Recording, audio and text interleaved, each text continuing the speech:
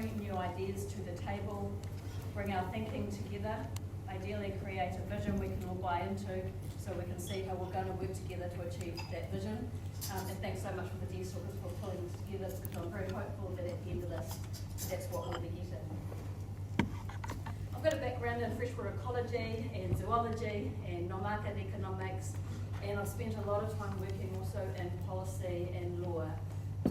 This is my second. I was previously with Fish and Game as their CEO for 3 years.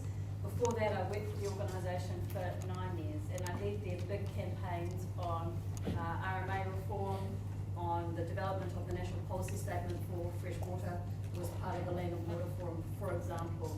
So effectively being tested through that baptism of fire, working at the regional and the national level on policy and policy changes. And I think very much when I'm looking at what we're facing now, it's a next level change in relation to the policy frameworks or the legislative frameworks we're working under. And we've heard the ministers this morning talk to us a little bit about that, about changes to the Fish and Game Act. We've got changes to the GAC Act. We've got conservation policy reform changes. We will have Wildlife Act changes. We're having RMA changes, and we're having firearms legislative changes. Just to put that into context. What I'm going to cover is I'm going to talk to you a little bit about the GAC, though I expect you all know what the Game Animal Council is, and maybe we'll have a bit of a to and fro questions and answer session, just to keep you all engaged. And then what I really want to talk to you about is social licence. I've got about 6 slides. I probably won't be talking much through those slides. We've pulled them together so you can just think about what the social licence is for the hunting sector right now, and also where our valued introduced species are playing out in relation to their social licence. And then lastly, I want to talk to you about the GAC Amendment Act. There's a lot to cover in a short amount of time, so I'm going to click through. Who knows what the Game Animal Council is? Let's get some interaction. Nicole. Minister McKee. The Game Animal Council is about looking at the sustainable management of our game birds throughout New Zealand. And I also know that they support all of our organisations like New Zealand Deerstalkers Association, Fish and Game, to be able to thrive in the areas as well. There's more to it, but that's my thing. It's about sustainable management of our. That's perfect. Yeah, pitch perfect. I think a lot of us get confused when we read the legislation, what is this all about? But that's probably a really great summary. So the Game Animal Council was put in place in 2013.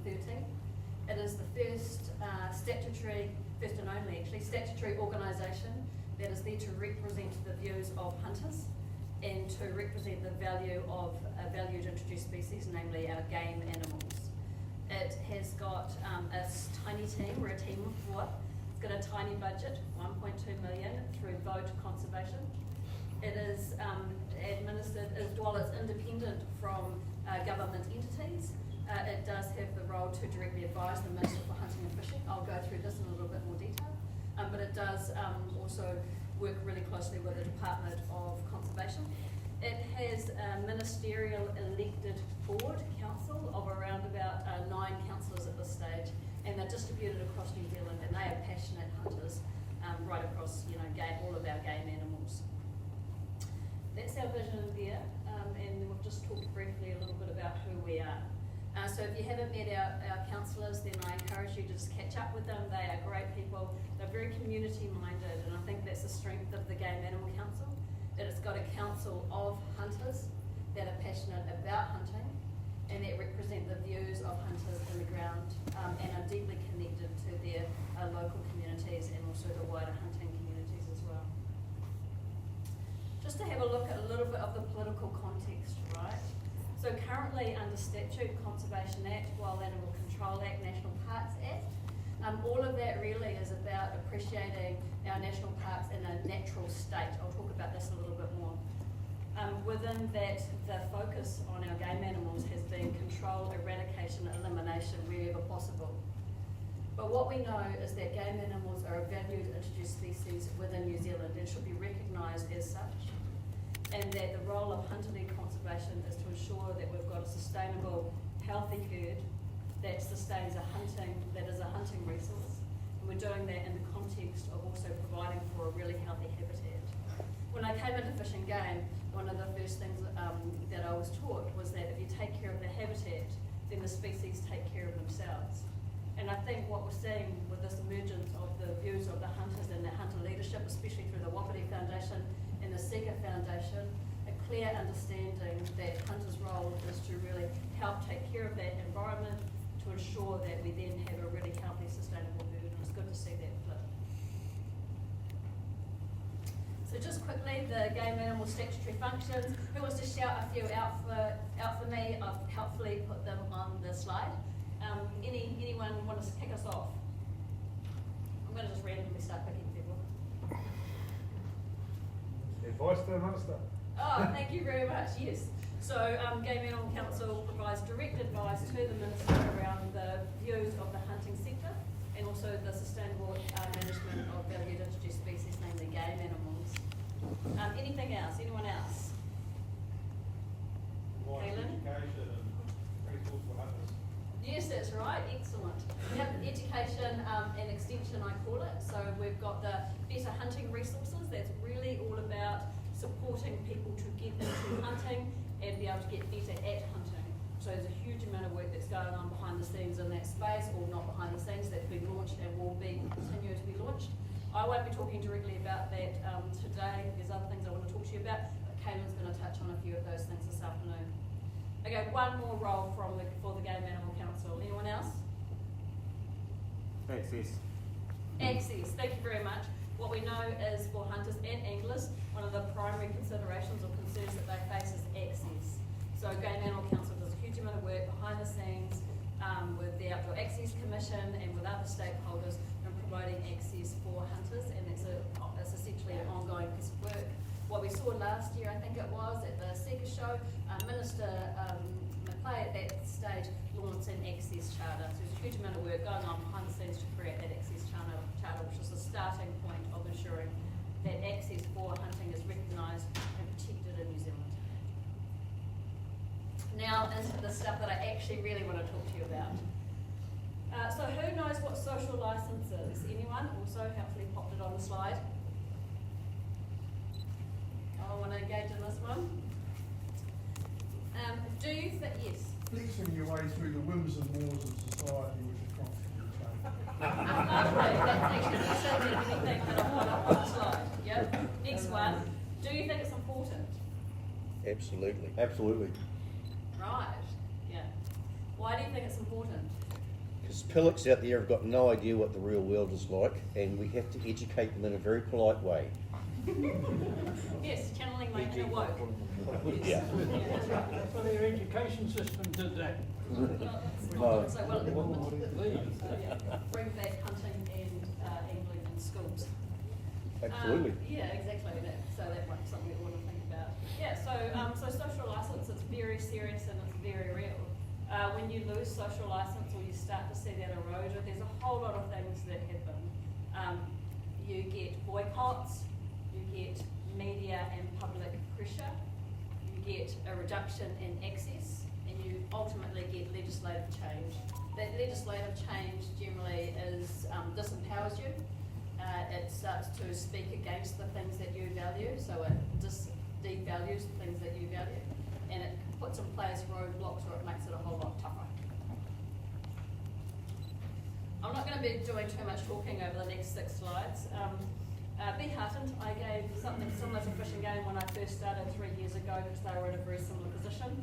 And there was a lot of work that we did behind the scenes off the back of that, which has put them in a much stronger position over those 3 years.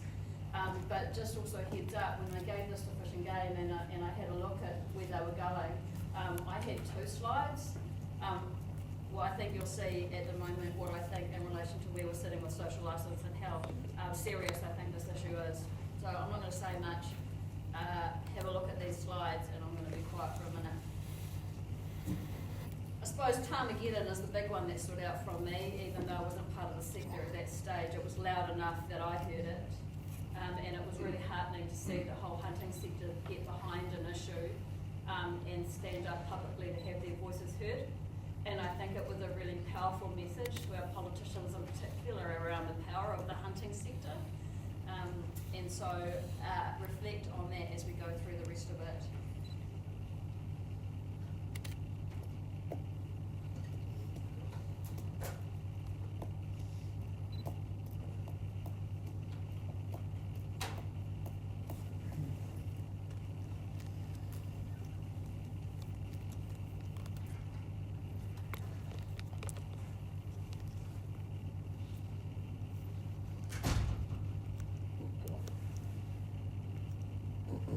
I guess we can thank some of the farmers because the situation that was fell out here, in my experience.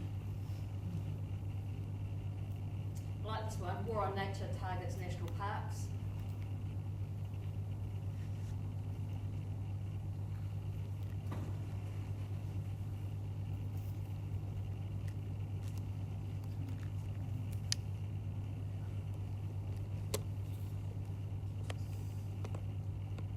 Sobering.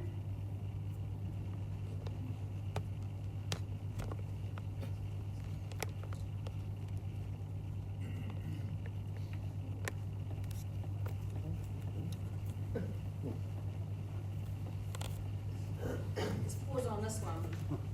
Quite confronting, isn't it? So while we've been out there quietly hunting, spending time by ourselves with our mates and our family, putting some wild kai on the table, supporting our communities, doing amazing work in our foundations to start to address some of these issues. There's been a movement against valued introduced species in New Zealand and against hunting.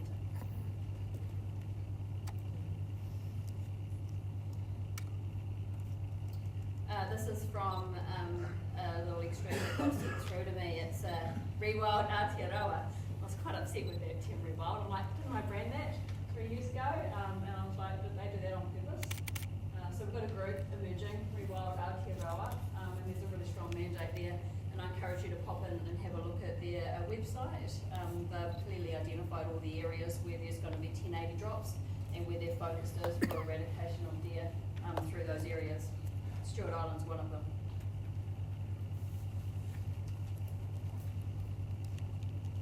Yeah. So I think it's clear to say that we've got a problem, and I think from my perspective, it's a bit of a crisis, and it's time for us as hunters to come together and to be the powerful hunting lobby in New Zealand. I've heard that word used against hunters, and I don't think it's something that we should be shying away from. I think it's something that we need to be leaning into and embracing. Absolutely. And as part of that, Deerstalkers and the Deerstalkers Foundation is absolutely pivotal, and I know that the team here have been doing fantastic work behind the scenes.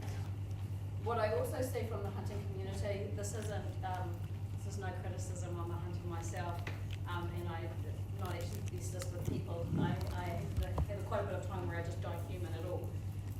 But I think it's time for us to work as a unified team. I think we need to understand what our vision is. We need to put aside some of those things that pull us apart, and I think we need to work cooperatively together in a really, really powerful way.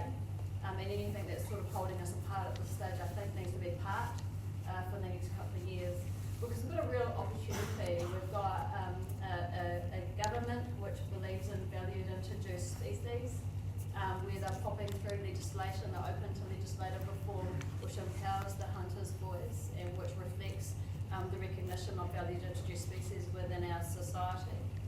But also what I'm hearing is, oh, we've got a minister for hunting and fishing, it's all okay, we'll be fine.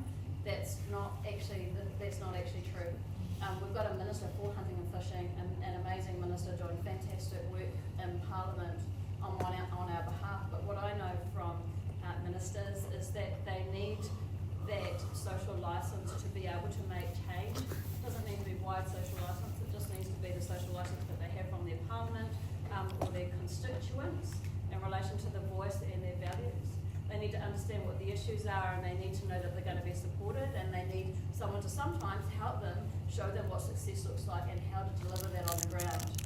And so we have a real huge opportunity, I think, as a hunting community right now with this current government to actually get some really solid changes in place which protect us, our right to hunt and fish, and the species that we value now and into the future. And because what we do know, at some stage there will be a change in government, there'll be a change in parliament, and we need our foundations and our voices to be as strong as possible for when that happens.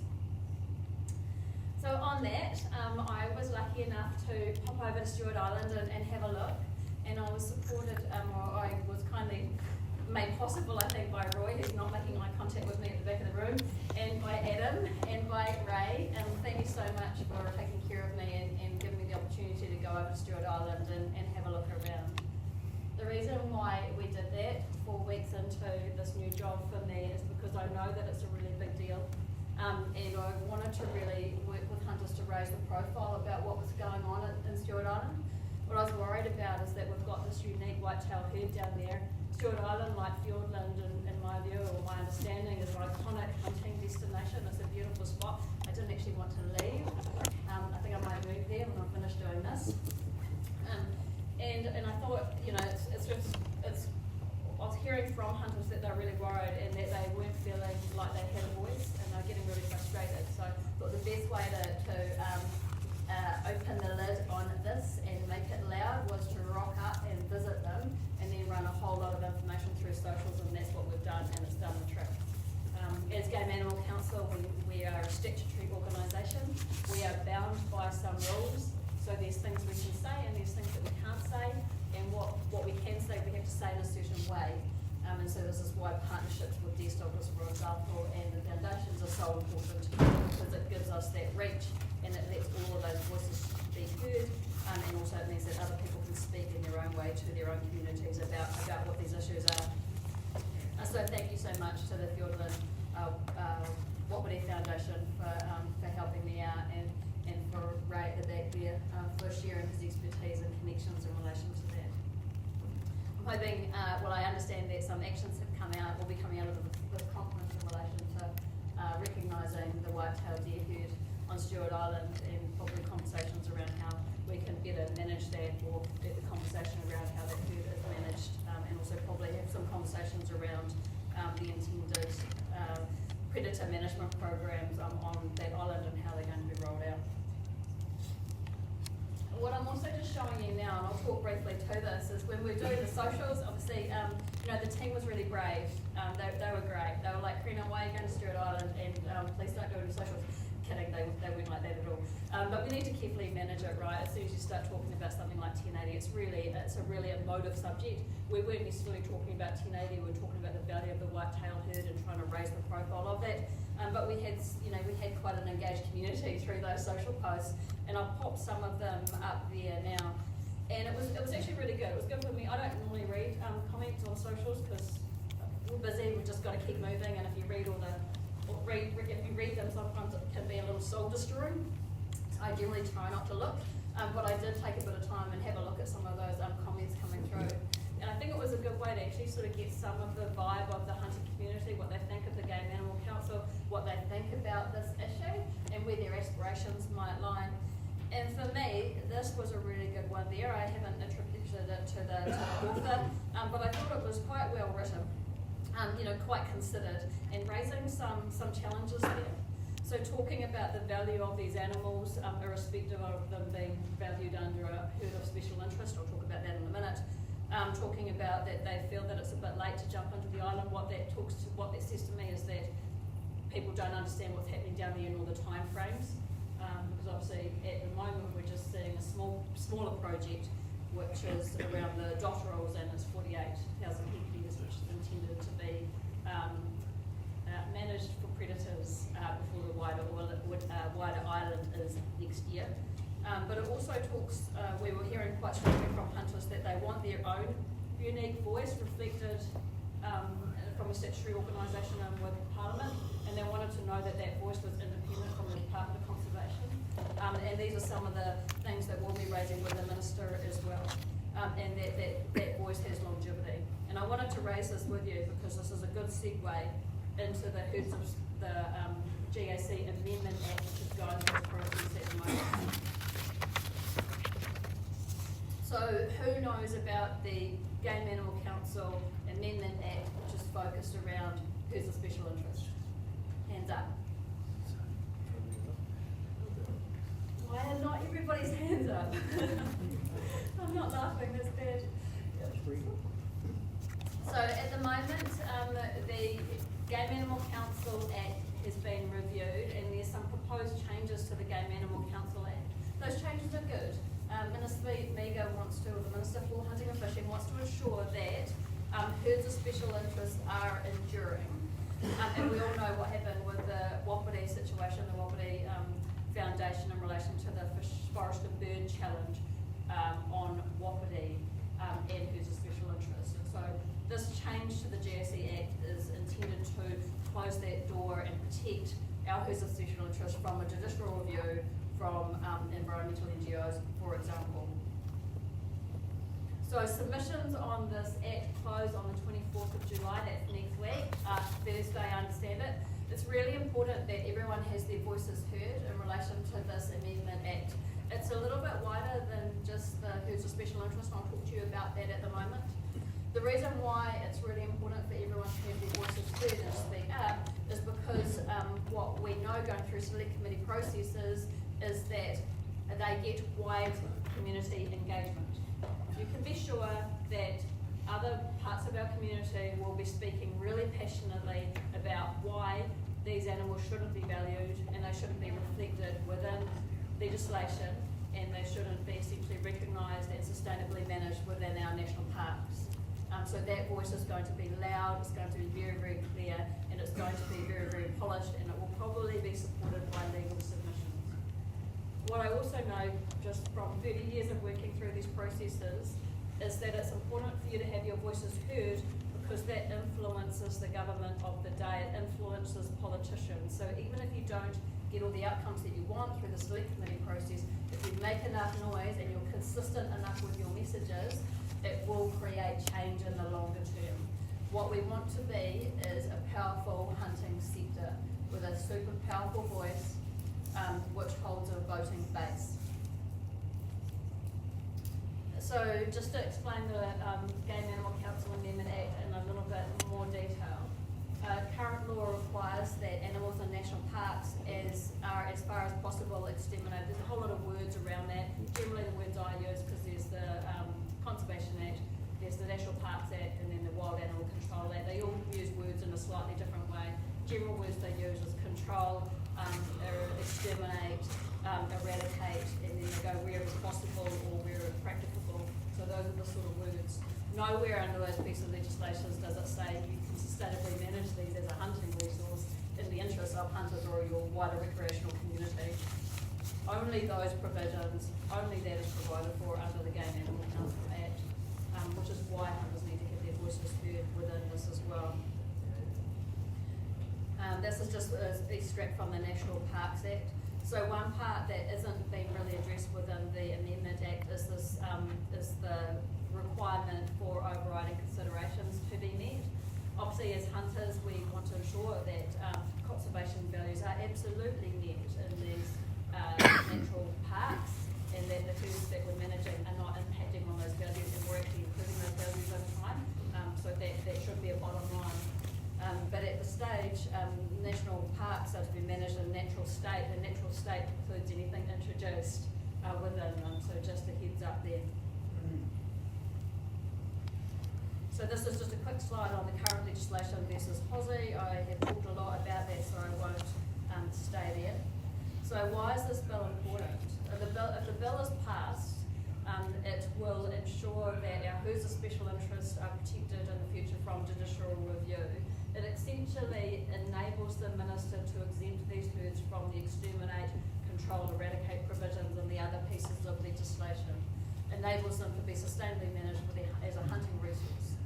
The other thing the Game Animal Council Act does is it empowers the foundations, or is intended to empower the foundations to do the amazing work that they do on the ground. So think of the GAC as an umbrella organisation that supports community-led, ground-up initiatives led by hunters to undertake conservation and game animal management on the ground, and that's what the foundations are currently doing. So that's also within that umbrella part there. I think the other thing that I haven't put on the slide that I'll just speak to is that it's really important for hunters to have their voices heard in relation to the Game Animal Council. So the Game Animal Council is small, and actually for it to do its job, it needs to be empowered. And for it to continue to do the great work on speaking on behalf of hunters, and also being a strong advocate for the interests of hunters at the political and the government level, it also needs to be empowered. And so empowerment for me in relation to the GAC, it looks like an entity with a stronger funding base that is independent of the Department of Conservation, where it has a direct line to the Minister to be able to advocate on behalf of the hunting sector, that it has the resources required to be able to bring the expertise in-house to support the hunting sector and support the foundations. For example, analysis of data, the ability to produce reports, the ability to hold infrastructure which supports the hunting sector, and implementation of those conservation initiatives and game animal sustainable initiatives on the ground as well. I think that's just a few. And so that can only be accomplished by a strong hunter voice supporting the Game Animal Council. So what can you do? What do you reckon you can do? Submit, that's right. Now we're strongly connected across the hunting community. I continue to work really strongly with Fish and Game. Who here are Fish and Game licence holders? So game bird hunters and anglers. So game bird hunters? Oh yeah, that's quite low. I think it's about 80% of licence holders of hunters are game bird hunters as well. Who here fishes? Anyone a freshwater fisherman? Oh, that's impressive. Right, great. So I'm hoping you got the email out from Fish and Game that went out last night that talked about the value or the importance of the Game Animal Council Amendment Act. They'll talk about it in their own words, but they realise that this is a time of legislative reform for the voices for hunters and anglers, and this is a time when more so than ever before we need to stand together, and that's come through that email from Fish and Game to 300,000 licence holders calling for them to have their voices heard on this amendment bill. Within that, there's also a how to submit documents, so have a look at that. I think it's super useful and helpful. Also, NZ Hunter, have you pop on Facebook and have a look at their Facebook post. I've done a wee 6 minutes, so a little bit longer than their general social media short form version around the GAC Amendment Act, calling hunters to action as well, and providing some really useful context around why this is important. So that is me. So let's stay connected. Best way to get hold of me is phone calls or texts. Emails aren't the bestest because I just get so many that they just get lost. So just ring me, rock up, have a conversation. Yeah, let's stay talking to each other and let's work together. A question?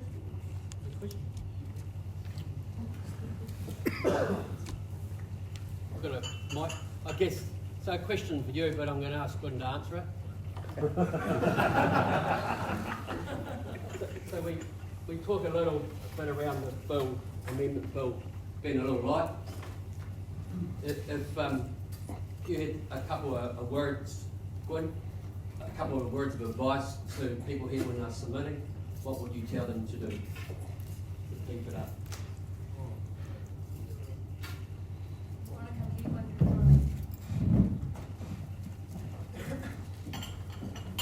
Yeah, thanks, Roy. Do you want me to be diplomatic or blunt?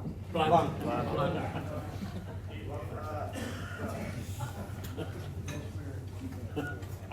The law is deficient.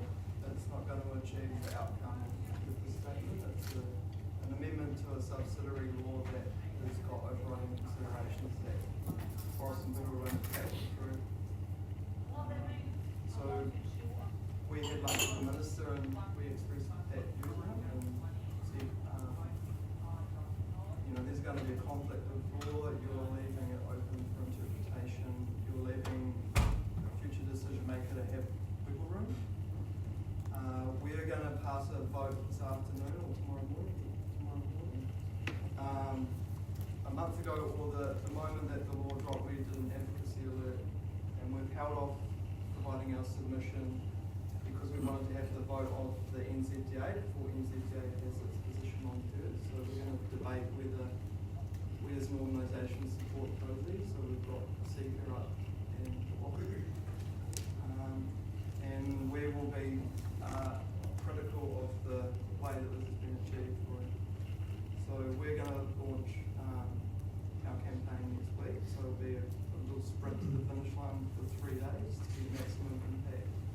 yeah, we think it could have been done better. We're not sure who the author or the drafter was. There's obviously someone smart enough to know that they haven't done it properly. But also, the minister's got a really busy schedule of war, so the way that you need to think about it is in order to amend the National Parks Act. So the short answer is we need to amend the National Parks Act and the obligation to exterminate non-natives. He can't probably do that because he has to negotiate with Potaka, iwi, the rest of cabinet. So if you think about it, he has to get Potaka to allow him to amend his act. So I think this is, again, what I said earlier, you can talk the talk, but you're going to walk the walk, and I think this is like sitting down, and I think we need to point it out. We'll do it.